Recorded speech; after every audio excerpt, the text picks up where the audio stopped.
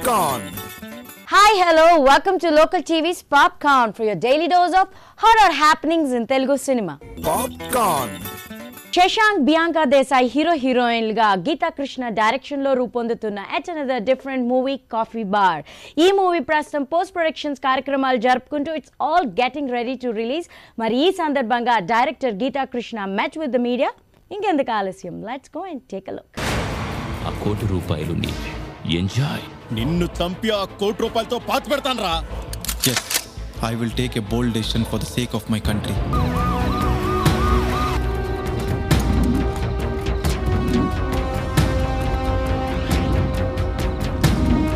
Start చేద్దామా ఆట?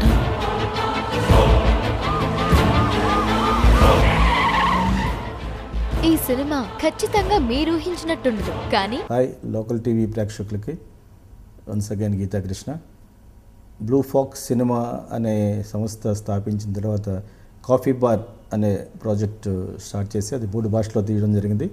కన్నడలో కాఫీ షాప్ అండ్ తమిళ్లో నిమిడంగల్, కోర్స్ తెలుగులో కాఫీ బార్. ఇది ఈ మధ్యనే లక్ష్మీ గణపతి ఫిల్మ్స్ వాళ్ళకి తో టైఅప్ అయ్యి we're releasing all over Andhra Pradesh. యూఎస్లో యాడ్ ల్యాబ్స్ రిలీజ్ చేస్తుంది. And course Telugu, Tamil and Kannada we're doing with somebody else. ఇది యాక్చువల్గా కొంచెం టైం తీసుకోవడానికి కారణం ఏంటంటే, ఒకటి వచ్చి టెక్నికల్ ఆస్పెక్ట్స్లో కొన్ని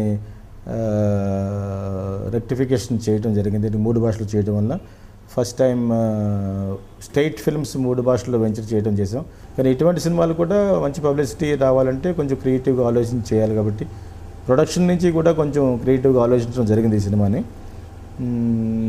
ఇది ఒక డిఫరెంట్ జోనర్లో తీసిన సినిమా అని అందరికీ తెలుసు. నా సినిమాలు అన్నీ డిఫరెంట్గానే ఉంటాయి. సో వన్స్ అగైన్ మీ ముందుకు వచ్చేలా చెప్పడానికి కారణం ఏంటంటే, ఒక స్ఫూర్తి నాలాంటి మంచి ఒక థాట్స్ ఉన్న వాళ్ళు ఇంకా చాలామంది ఉన్నారు. వాళ్ళందరికీ కూడా ఇలా 2-3 భాషలో సినిమా తీయడం వలన కొన్ని ఉపయోగాలు జరుగుతాయని చెప్పేసి వాళ్ళు ఇంకోసారి టీవీ ఎదుర్కొంటూ చెప్తున్నాను. సో ఈ కాఫీ బార్ డిసెంబర్ మంత్లో రిలీజ్ చేద్దాం అనుకుంటాం. First week or second week, probably ఇంకొక 2-3 రోజుల్లో డేట్ కూడా అనౌన్స్ చేసేస్తాం. బై 28th డేట్ అనౌన్స్ చేస్తాం యాక్చువల్గా. సో ఆడియో రెస్పాన్స్ చాలా కాలం అయింది. ఆడియో రిలీజ్ అయిన తర్వాత బికాజ్ నేనే ఆడియో స్టార్ట్ చేశాను కాబట్టి, సో ఐ నో ఆడియో అనేది జనాల్లోకి వెళ్ళాలంటే కొంత టైం కావాలి ఇటువంటి సినిమాలకి.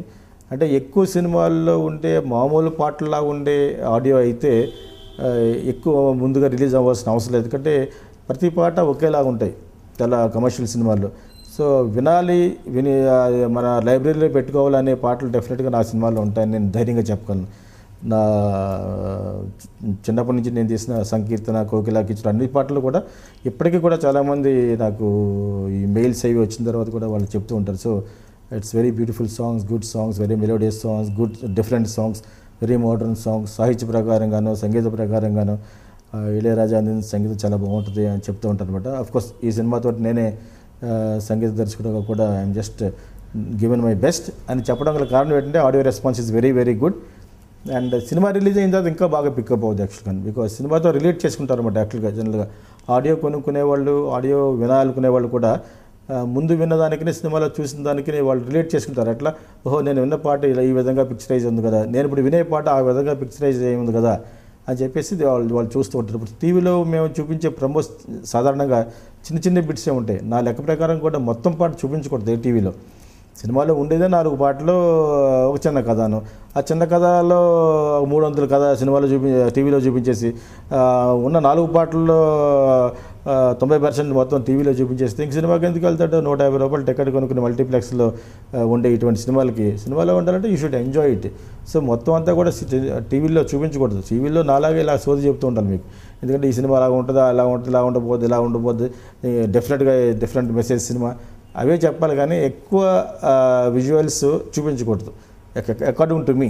సినిమాలో చూపించేది ఒక ట్రైలర్ ఎందుకు చేస్తామంటే, బికాజ్ అన్నీ కలిసి సమాహారంగా చేసి will be doing some kind of a small ఒక ప్రోగ్రామ్ చేసి చూపించడం అంటే ఇది మీకు ఇంట్రెస్ట్ కలగాలి యాక్చువల్గాను. మొత్తం అంతా టీవీలోనే చూపించడం అనేది యాక్చువల్గా I'm little against for it. So cinema ఇలా ఉండబోతుంది డెఫినెట్గా.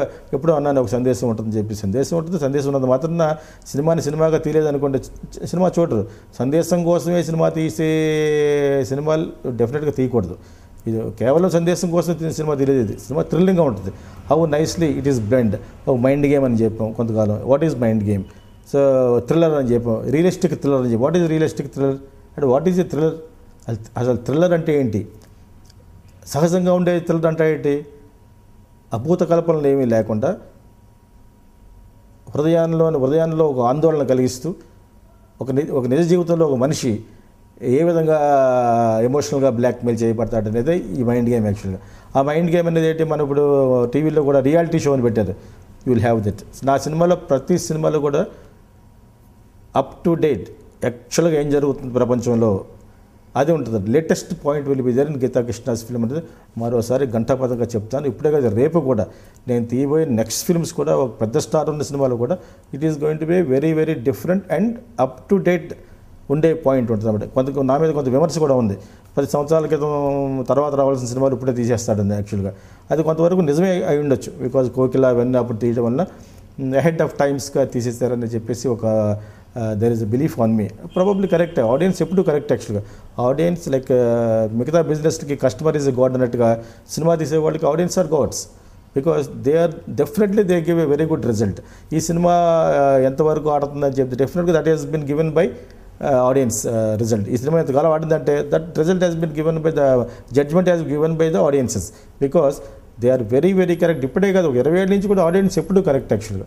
సో ప్రాబ్లీ ఈ సినిమానికి కూడా ఏ రేటింగ్ ఇస్తారో, ఏ విధంగా చూస్తారో తెలిస్తే అప్పుడు తెలుస్తుంది. అభిరుచి డెఫినెట్గా మారింది. అభిరుచి కల వాళ్ళు ఇంకా చాలామంది ఉన్నారు అని తెలుస్తుంది.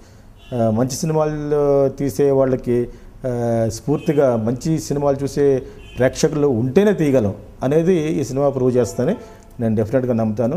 So wait until December and you going to watch coffee bar and enjoy the audio and enjoy the visuals also in the very good theatres and don't go for piracy. I still request you, and probably after 1 or 2 months repeated audience kani technicians how we made this film and chuskotam kosam you can just buy a DVD which we are officially releasing. So enjoy Coffee Bar in theatres. Once again my congratulations to local TV. Best of luck. బయటకు రా, నీకోసం ఓ car wait చేస్తోంది.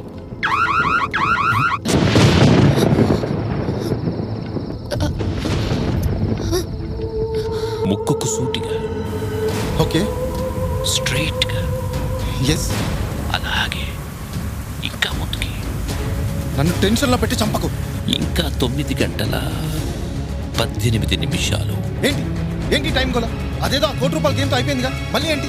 ఈ cinema ఖచ్చితంగా మీరు ఊహించినట్టుండదు, కానీ మీకు నచ్చుతుంది. Now it's time for us to take another short break in our local TV's Popcorn, but stay tuned, I will be back. ట్రైన్లోనే ఉన్నాను. బాయ్.